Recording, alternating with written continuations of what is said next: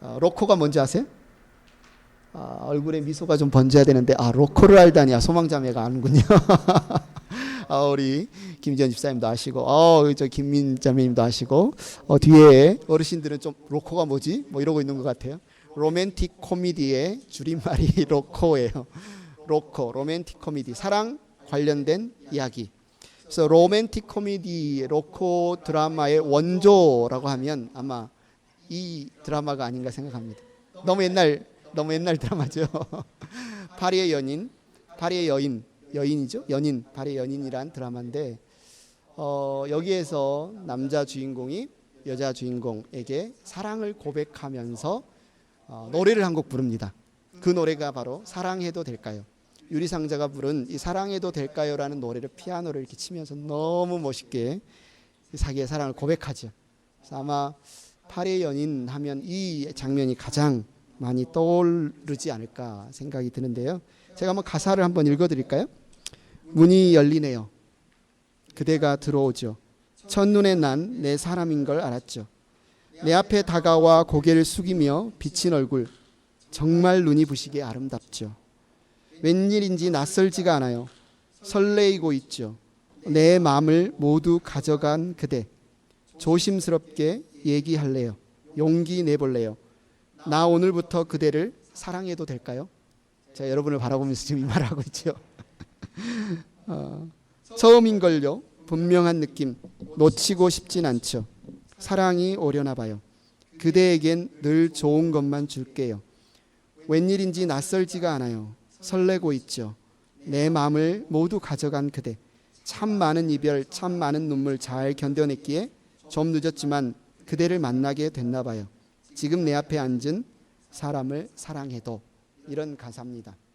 아마 나중에 집에 가셔서 유튜브에서 사랑해도 될까요? 쳐가지고 한번 곡을 들어보면 아마 훨씬 더 이 느낌이 잘 다가올 것 같은데, 아마 이렇게 가슴이 설레서 여러분 결혼하지 않으셨습니까? 아마 이렇게 가슴이 설레서 이 사람하고 내가 같이 살아야 되겠다, 한 집에서 같이 살고 계시지 않습니까? 그런데 궁금한 게 있어요. 5년 후에 어떻게 되셨나요? 10년 후에 어떻게 되셨나요? 20년, 30년 후에 어떻게 되셨나요? 아마 우리 집만 봐도 치고받고 싸우기도 하고 이런 설레는 마음은 간데 없고, 왠지 보면 뭔가 짜증부터 치밀어 오르는 그런 모습은 혹시 아니신가요? 여러분이 지금 사랑한다고 한다면 여러분의 오늘의 사랑의 색깔은 핑크일까요? 아니면 붉은 장미를 상징하는 빨간색일까요? 여러분의 사랑은 어떤 모습입니까? 여러분 오늘 어떤 모습으로 사랑하고 계시나요? 예수님께서 하시는 말씀이 다 중요한데 성경에 나와 있으니까, 그 중에서도 오늘 우리가 읽은 이 말씀은 어쩌면 굉장히 더 중요하게 우리에게 다가오는 게 사실이죠. 왜 그래요? 이제 마지막 날 밤입니다. 제자들과 마지막 최후의 만찬을 나누고 있어요. 어쩌면 제자들에게 유언처럼 마지막으로 남기는 말씀이, 당부하는 말씀이 바로 저와 여러분이 읽은 이 말씀. 이제 나는 너희에게 새 계명을 준다. 서로 사랑하여라. 내가 너희를 사랑한 것 같이 너희도 서로 사랑하여라. 너희가 서로 사랑하면 모든 사람이 그것으로써 너희가 내 제자인 줄을 알게 될 것이다. 뭐라고 말씀하시는 거예요? 내가 너희를 사랑한 것과 같이 너희도 서로 사랑하여라. 이것이 바로 새 계명이다. 내가 너에게 주는 새 계명이다. 이렇게 말씀하시죠.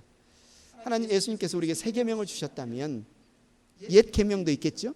옛 계명이 있으니까 새 계명을 주었다라고 말할 텐데, 옛 계명이 뭘까요? 옛 계명, 구약, 신약, 줄여서 말하기도 하죠. 옛 약속, 새 약속. 옛 계명이면 바로 구약 성경에 나오는 십계명을 중심으로 하나님께서 주신 율법, 우리에게 주신 율법을 우리는 옛 계명이라고 부를 수 있는데, 신명기에 보면 하나님께서 왜 십계명, 옛 계명을 주셨는지, 율법을 주셨는지, 여러분 왜 하나님 율법을 주셨을까요? 여러분은 율법 하면 무슨 느낌이 드세요? 우리를 괴롭히려고 하나님께서 리스트를 만들어 놓고 하나둘씩 잘했나 못했나 보자 따지는 말씀일까요? 신명기 6장 24절을 보세요. 같이 한번 읽어보겠습니다. 왜 이 율법을 주셨는지. 시작. 주님께서 우리에게 이 모든 규례를 명하게 지키게 하시고 주 우리의 하나님을 경외하게 하셨다. 우리가 그렇게만 하면 오늘처럼 주님께서 언제나 우리를 지키시고 우리가 잘 살게 하여 주실 것이다.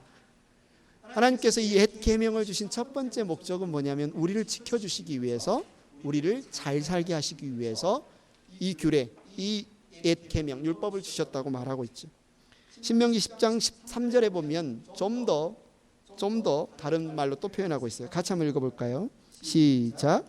당신들이 행복하게 살도록 내가 오늘 당신들에게 명하는 주 당신들의 하나님의 명령과 규례를 지키는 일이 아니겠습니까?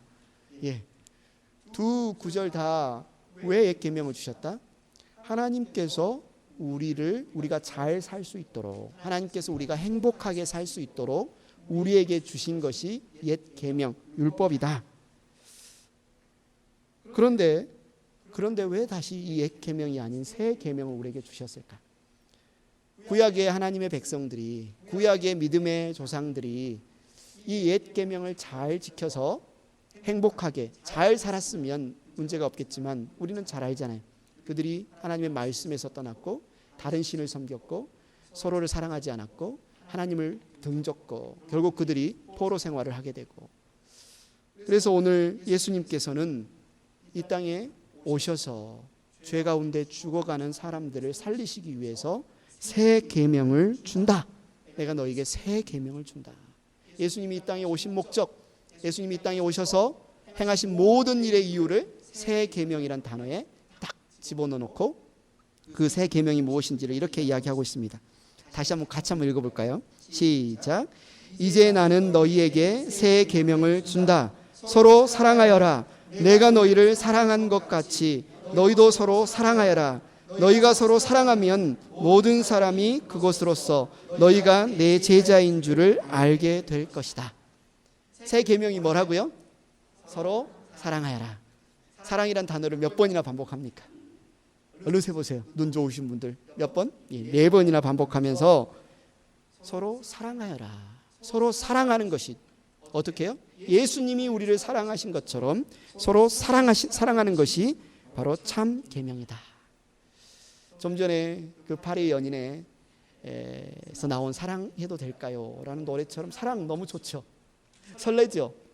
사랑하면 너무 좋습니다. 사랑하고 싶습니다. 문제는 뭐예요? 문제는 나를 보면 나는 왜 사랑으로 시작했다가 항상 사랑으로 끝나지 못하지? 나는 왜 사랑하고 싶지만 사랑이 잘 안 되지? 왜 나는 사랑보다는 때로 너무 내 마음에 미움이나 다른 사랑하지 못하는 부분이 너무 많지? 이것이 우리의 어쩌면 안타까움이고 문제 아닐까요? 그런데 예수님은 사랑하셨는데 어떻게 사랑하셨어요? 끝까지 사랑하셨어요.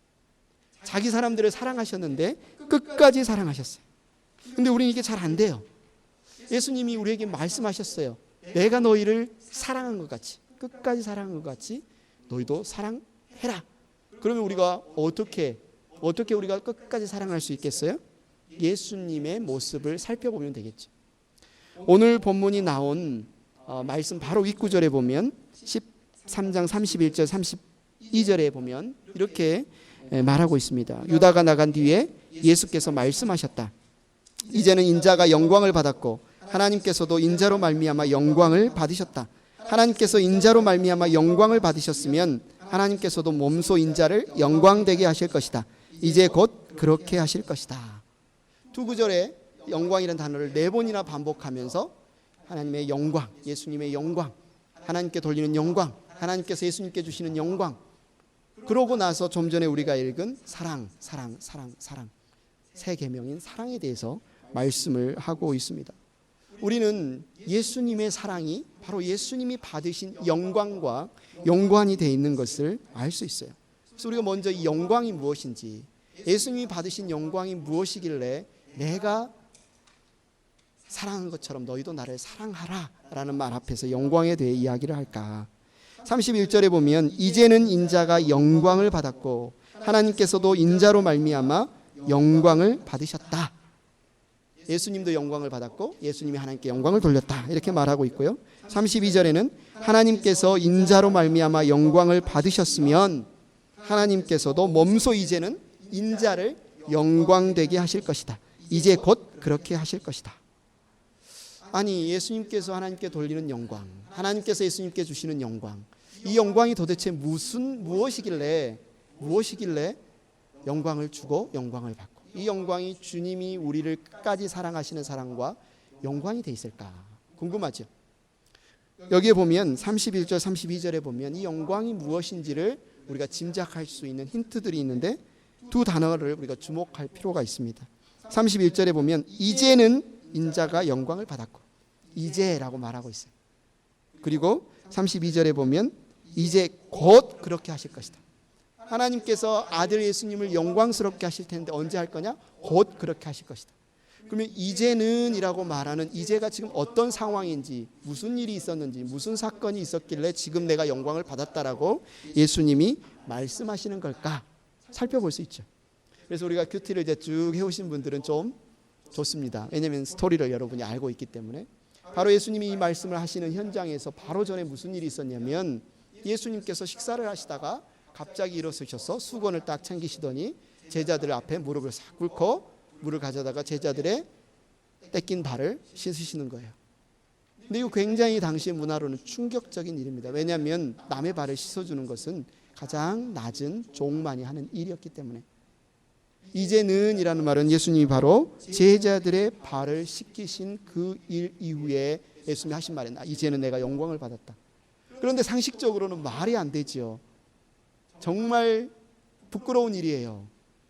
선생이 돼가지고 주인이 돼가지고 종의 발을 만지고 씻어준다는 것은 굉장히 수치스러운 일이고 부끄러운 일이고 체면머리 없는, 채신머리 없는 그런 일이지 이것을 참 영광스러운 일이다 이렇게 말할 수가 없는 일입니다. 그런데 심지어 예수님께서 지금 제자들 발을 하나씩 씻어주는데 그 제자들이 지금 어떤 제자들입니까? 존경받을 만한 제자예요? 끝까지 충성한 제자예요? 신실한 제자? 아닙니다. 가룟 유다는 예수님을 은 30세겔을 주고 팔아 배신해버린 제자의 발을 예수님이 씻으신 거예요. 또 어떤 제자예요? 목숨을 버려서 내가 주님을 떠나지 않겠다고 한 베드로는 그날 밤, 그날 새벽에, 다음날 새벽에 예수님의 이름을 저주하면서 내가 저 사람 몰라요.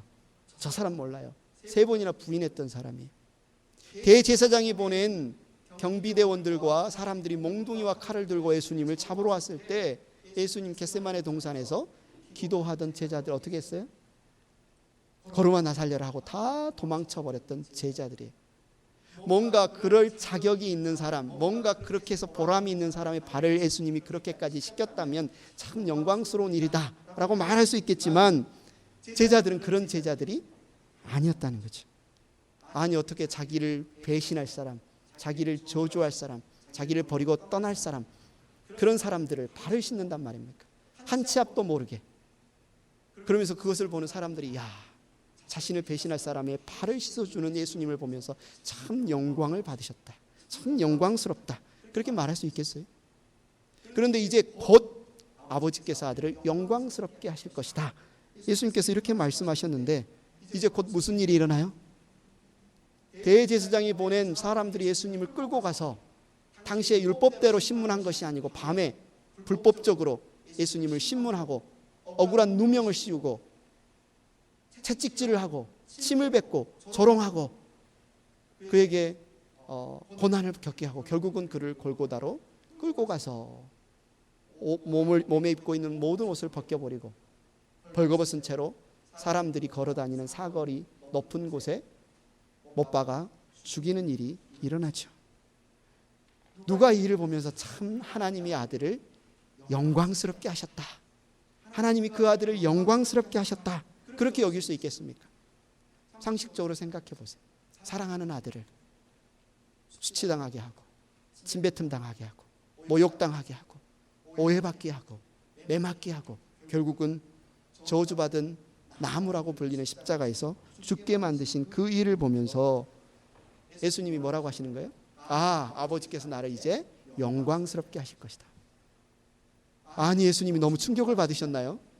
사랑했던 제자들에게 사랑했던 제자들에게 배반을 당하자 너무 충격을 받으셔가지고 지금 정신이 없는 상태에서 그렇게 지금 말씀하고 있으시는 건가요? 지금 이상한 소리를 하고 있는 건가요? 아니잖아요. 이 이상한 소리가 아닙니다. 예수님이 고난과 죽음을 당하는 그 현장에 실제로 하나님의 영광이 나타났어요. 하나님의 영광이 나타났어요. 어떻게 나타났습니까? 이 세상이 줄 수 없는 사랑의 모습으로 예수님이 당하시는 고난의 현장에서, 예수님이 당하시는 십자가에서 하나님의 사랑이 이 세상 그 무엇과 비교할 수 없는 하나님의 은혜가 그 자리에 나타났어요. 그 사랑은 어떤 사랑이에요? give and take로 줄 만한 사람들에게 사랑하고 받을 만한 사랑을 받은 사랑이 아니에요. 도저히 사랑할 수 없는 원수들을 사랑하신 사랑이었고, 그 사랑은 끝까지 사랑하시는 사랑이었고, 결국은 자기 아들을 아끼지 않고 저와 여러분을 사랑하셨기에 내어주신 사랑이었어요. 예수님은 그 하나님의 뜻을 알았어요. 그래서 끝까지 순종했어요. 우리를 사랑하시는 하나님 아버지의 사랑을 알기에 예수님은 기꺼이 오해를 받으시고, 기꺼이 침뱉음을 당하시고, 기꺼이 매를 맞으시고, 기꺼이 십자가에 죽으심으로 순종하셨어요. 그렇게 하나님 아버지께 영광을 돌렸어요.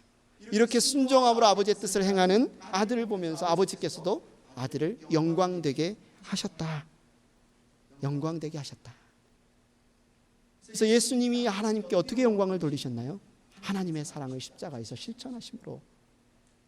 아버지께서 아들 예수님을 어떻게 영광되게 하셨나요? 이 세상을 사랑하사 외아들을 주셨으니 이는 저를 믿는 사람마다 멸망치 않고 영생을 얻게 하시려는 그 십자가의 계획에 순종하시는 그 예수님을 높이 세우심으로 하나님은 아들을 영광스럽게 하셨습니다. 여러분, 예수님이 정말 제자들을 모르신 것이 아니에요. 정말 제자들의 속마음을 모르셨기 때문에 그 앞에 무릎 꿇고 제자들의 발을 씻기시는 것이 아닙니다. 예수님은 이제 본인이 죽을 것을 알고 계셨어요. 제자들이 자신을 팔 것을 몰라서 팔려간 것이 아니라고요. 잘 피했으면, 잘 숨었으면 안 잡힐 수 있었을 텐데 억울하게 끌려가신 것이 아닙니다. 예수님은 다 알고 계셨어요. 13장 21절 이렇게 말하죠. 예수께서 이 말씀을 하시고 나서 마음이 괴로우셔서 환히 드러내어 말씀하셨다. 내가 진정으로 너희에게 말한다. 너희 가운데 한 사람이 나를 팔아 넘길 것이다. 예수님은 알고 계셨습니다. 이미 가룟 유다가 자신을 팔아 넘길 것을 알고 계셨어요. 우리 같으면 이미 계획을 알았으면 어떻게 해요? 조치를 취해야 되지 않겠습니까? 불러다가 그 사람을 나무라거나 그렇게 하지 말라고 하거나, 아니면 그게 말을 안 들으면 가두거나, 그리고 자신은 피하거나. 예수님은 그렇게 하지 않으셨어요. 오히려 13장 27절에 뭐라고 가룟 유다에게 말합니까? 내가 할 일을 어서 하여라. 내가 할 일을 어서 하여라. 이 말을 듣고 가룟 유다가 예수님과 제자들을 떠나서 밖으로 나가죠. 그러고 나서 예수님이 하신 말씀이 우리가 좀 전에 읽었던 31절. 이제는 인자가 영광을 받았고 하나님께서도 인자로 말미암아 영광을 받으셨다. 이렇게 말하고 있어요. 이렇게 우리를 사랑하시되 오히려 우리를 대신하여 매를 맞으시고, 우리를 대신하여 모욕을 당하시고, 우리를 대신하여 수치를 당하시고, 우리를 사랑하시되 끝까지 사랑하신 예수님의 사랑, 이것을 보고 하나님께서 영광을 내가 받았다. 이렇게 말하고 있습니다. 예수님에 있어서 가장 큰 영광은 무슨 영광입니까? 바다 위를 걸으시는 능력을 행하신 것? 아니면 오병이어의 기적을 행하신 것? 귀신 들린 자를 내어 쫓으신 것?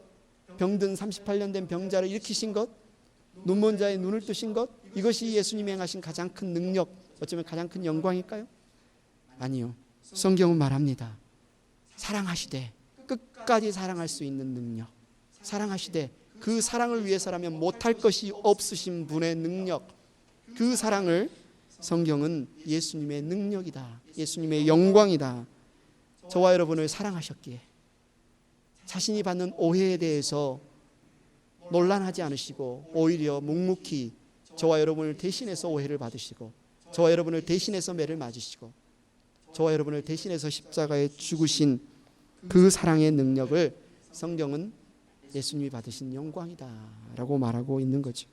예수님의 영광은 이기적이고 자기 중심적인 영광이 아니라 겸손히 자신을 내어주신 영광, 죽기까지 사랑하신 영광. 그러면서 예수님께서 뭐라고 말씀하시는 거예요? 내가 너희를 사랑한 것과 같이 너희도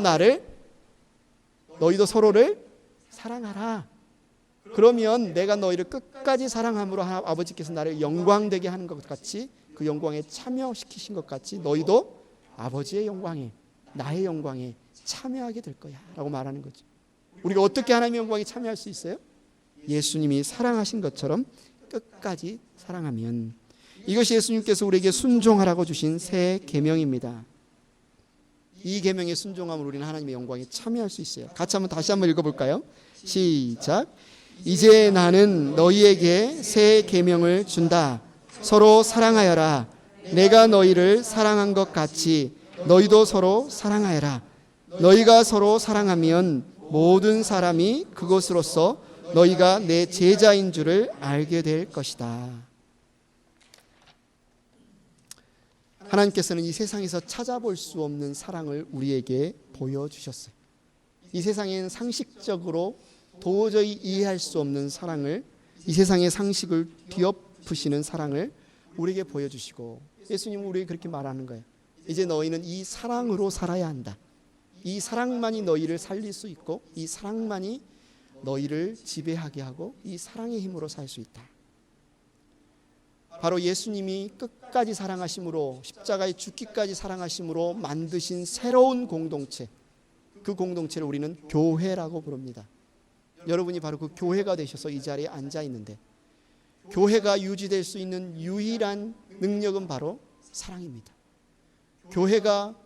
교회를 다스리는 어떤 질서가 있다면 그것은 바로 사랑의 질서입니다. 예수님이 새 계명, 신약, 이 사랑의 법으로 만드신 공동체가 새 이스라엘, 바로 저와 여러분 교회입니다. 예수님이 인간이 되셨고 예수님이 십자가의 죽으심으로 본을 보여주신 곳, 그것이 바로 사랑인데, 그 사랑으로 우리가 하나 되는 것이 바로 교회입니다. 예수님께서 제자들의 발을 씻으셨지요. 예수님이 더러운 제자들의 발을 씻으신 것은 이제 곧 십자가에 달려 죽으심으로 제자들의, 우리의 모든 죄를 속죄하심의 의미가 있습니다.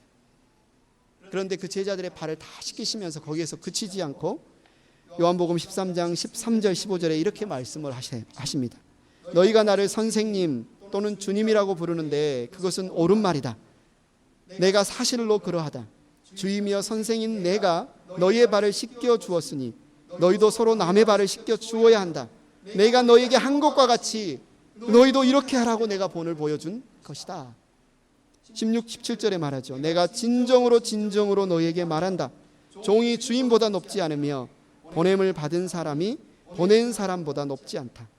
너희가 이것을 알고 그대로 하면 복이 있다.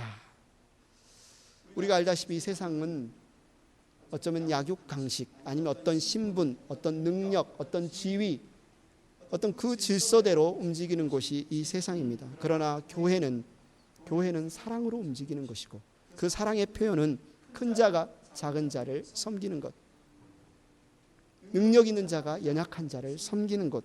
어떻게 해요? 사랑으로. 그 모든 것을 바로 예수님이 보여주셨습니다. 그런데 예수님이 사랑하실 때 어떻게 사랑하셨어요? 제자들의 연약함을 다 아시고서도, 그자가 가룟 유다가 나를 팔 것을 아시고서도, 베드로가 내일 아침 나를 저주하면서 3번이나 부인할 것을 아시면서도, 제자들이 오늘 밤 같이 기도하지만 걸음아 나 살려라, 날 버려두고 도망쳐 버릴 것을 아시면서도, 제자들의 모든 연약함을 아시면서도, 제자들의 모든 부족함을 아시면서도, 때로는 그 제자가 나 원수의 자리에 서서 나에게 손가락질을 하고 나를 욕할 것을 아시면서도 예수님은 그들의 발을 씻으셨고, 그들을 위해 고난을 받으셨고, 그들을 위해 십자가에 죽으셨습니다. 이것이 바로 예수님의 사랑이고, 이것이 바로 우리에게 내가 너를 그렇게 사랑한 것처럼 너희도 그렇게 사랑하라고 말씀하신 새 계명입니다. 예수님이 사랑하신 것처럼 우리도 서로 사랑하기를 원합니다. 그러나 우리에게 두려움이 있습니다. 저를 아시잖아요. 저를 아시잖아요. 우리가 사랑하지 못하잖아요. 안 돼요. 하고 싶은데 안 돼요. 어떻게 하면 좋을까요? 정말 믿음 생활 잘 하고 싶고 주님처럼 정말 사랑하고 싶은데 안 돼요. 우리만 안 될까요? 베드로도 안 됐어요. 베드로도. 예수님이 제자들의 발을 씻기시던 그날 밤 순번을 타고 이제 베드로 앞에 예수님이 오셨어요. 자, 네 발 내놓아라, 씻겠다 하니까 베드로가 뭐라고 말합니까? 주님께서 제 발을 씻기시렵니까? 주님 내 발을 씻기시렵니까? 무슨 말이에요? 아니 선생님이 어떻게 제자의 발을 씻길 수가 있어요? 어떻게 메시아가 주님이 종의 발을 씻길 수가 있어요? 안 돼요, 안 돼. 이렇게 말하는 베드로의 마음, 신념 속에는 무엇이 있습니까? 큰 자가 작은 자를 섬기는 법이 없다. 선생이 제자를 섬기는 법이 없다. 하나님이 그 백성을 섬기는 법이 없다. 이 생각이 가득 차 있어요. 그러니까 예수님이 선생인 걸 알고 주님인 걸 알고 있는데 어떻게 내 발을 씻기시려고 하지? 도저히 용납이 안 되는 겁니까? 이해가 안 되는 거예요. 예수님께서 뭐라고 그에게 말씀해 주세요? 그것도 이해하지 못하는 이렇게 말하지 않고 이렇게 말씀하세요. 내가 하는 일을 지금은 네가 알지 못하나 나중에는 알게 될 것이다. 예수님이 뭘 인정해 주신 거예요? 너의 연약함 알고 있어. 네가 지금 이해 못하는 거 알고 있어. 네가 지금 사랑하지 못하는 거 알고 있어. 네가 지금 나의 제자가 되어서 그 사랑을 실천하지 못하는 거 알고 있어. 그러나 나중에는 알게 될 거야. 나중에는 할 수 있을 거야. 요한복음 13장 36절 오늘 본문 뒤쪽에 베드로가 또 물어요. 주님 어디로 가십니까? 예수님께서 대답하셨어요. 내가 가는 곳에 네가 지금은 따라올 수 없으나 내가 가는 곳에 네가 지금은 따라올 수 없으나 나중에는 따라올 수 있을 것이다. 베드로가 말했어요. 주님 왜 지금 내가 따라갈 수 없습니까? 나는 주님을 위하여서는 내 목숨이라도 바치겠습니다 라고 말하자 예수님은 네가 나를 위하여 내 목숨이라도 바치겠다는 말이냐? 내가 진정으로 너에게 말한다. 닭이 울기 전에 너는 3번 나를 모른다고 할 것이다. 예수님은 알고 있었어요. 제자들의 발을 씻길 때 이들이 아직 온전한 사랑의 의미를 이해하지 못한다는 것을 알고 있었고 예수님이 그들을 위해 십자가에 달려 죽으시러 가실 때 여전히 이들이 예수님의 제자로서 예수님을 따라 살 수 없다는 사실을 너무나 잘 알고 있으면서도 예수님은 뭐라고 말씀하시는 거예요? 내가 너희에게 새 계명을 준다. 내가 너희를 사랑한 것과 같이 사랑하되 끝까지 사랑한 것 같이 너희도 나를 사랑하여라. 우리가 약할 때, 우리가 못할 때, 우리가 부족할 때 다 알고 계세요. 그러면서 예수님이 뭐라고 말씀하시는 거예요? 내가 너에게 새 계명을 준다. 내가 너를 끝까지 사랑하겠다. 그런데 너를 끝까지 사랑할 뿐만 아니라 네가 나를 끝까지 사랑하고 네가 형제를 끝까지 사랑하는 그 자리로 내가 이끌겠다. 이 약속이 담겨 있는 겁니다. 누가 하세요? 예수님이요. 내가 하는 게 아니라 예수님이 우리로 끝까지 사랑하게 해 주실 거예요. 예수님 거짓말하지 않으십니다. 예수님 허튼 소리 하시는 분이 아니에요. 여러분 베드로를 보십시오. 베드로에게 무슨 일이 일어났나요? 이때 전혀 예수님의 말을 이해하지 못하던 베드로가 이때 예수님을 부인하며 도망쳤던 베드로가 부활하신 예수님을 보고도 고기나 잡으러 가야지 그렇게 떠나버렸던 베드로가 오순절 성령 강림의 충만함을 경험한 이후에 무슨 일이 그에게 일어났나요? 예수님이 계신 곳에 예수님의 사랑이 넘치는 곳에 그가 서게 되었던 것을 볼 수 있어요. 물론 성령 강림 이후에 한 번에 완전히 그가 누구나 원수까지 사랑하는 그런 모습으로 바뀐 것은 아니죠. 때로 여전히 연약함이 남아 있습니다. 성경에 보면 그런 장면들이 있죠. 바울과 같이 안디옥 교회에서 식사를 하다가 율법주의자들은 오는 것을 보고 무서워가지고 안 먹은 척 외식하고 위선한 적도 있었고요. 이 1950년에 만들어진 쿼바디스란 영화 여러분 혹시 보신 분 계시나요? 쿼바디스 50년에 만들어졌으니 굉장히 오래된 영화인데 이 영화가 바로 베드로가 로마 교회에서 사역하고 있을 때 당시의 황제가 네로 황제였습니다. 그 악명 높은 네로 황제, 낭비 좋아하고 쾌락 좋아하고 정신도 좀 이상한 네로 황제가 로마에 불을 질러버린 거예요. 자기가 사는 로마에 불을 질러버린 다음에 뭐라고 합니까? 기독교인들에게 크리스찬들에게 누명을 씌우고 그들을 잡아다가 사자굴에 던지고 죽이고 박해하는 그런 일이 일어났어요. 그때 베드로가 그 박해를 피해서 어쩌면 여러 가지 생각이 있었어요. 어떻게 하는 게 좋을까? 박해를 피해서 더 많은 교회들을 섬기고 복음을 전해야 될 사명이 있다 이렇게 생각했을지 모르겠지만 로마를 떠나가는 길에 예수님을 만난 그 장면이 나오는 코바디스라는 영화를 잠깐 이 시간 함께 우리가 영상을 한번 살펴보도록 하겠습니다. 전승이죠. 성경에는 나오지 않는 내용이지만 전승으로 전해지는 베드로가 이후에 십자가에 거꾸로 달려서 순교했다고 전해지는 그 이야기를 바탕으로 만들어 놓은 영화인데요. 베드로가 그렇게 예수님을 부인했던 그 순간도 있었고 도저히 주님 왜 제 발을 씻으십니까? 주님 지금 어디로 가십니까? 이해하지 못할 때도 있었지만 예수님은 내가 너희에게 새 계명을 준다. 내가 너희를 사랑한 것과 같이 너희도 서로 사랑하여라. 결국 예수님이 약속하신 대로 베드로가 그 자리에 서게 된 것을 우리는 알고 있습니다. 예수님께서 오늘 우리에게 요한복음 13장 34절 35절 이 말씀을 주셨습니다. 다시 한번 같이 읽겠습니다. 시작. 이제 나는 너희에게 새 계명을 준다. 서로 사랑하여라. 내가 너희를 사랑한 것 같이 너희도 서로 사랑하여라. 너희가 서로 사랑하면 모든 사람이 그것으로써 너희가 내 제자인 줄을 알게 될 것이다. 예수님이 우리 이 말씀을 저와 여러분에게 주실 때 저와 여러분이 바로 그 사랑하는 자리, 서로를 사랑하는 자리, 끝까지 사랑하는 자리로 이끄실 것을 믿습니다.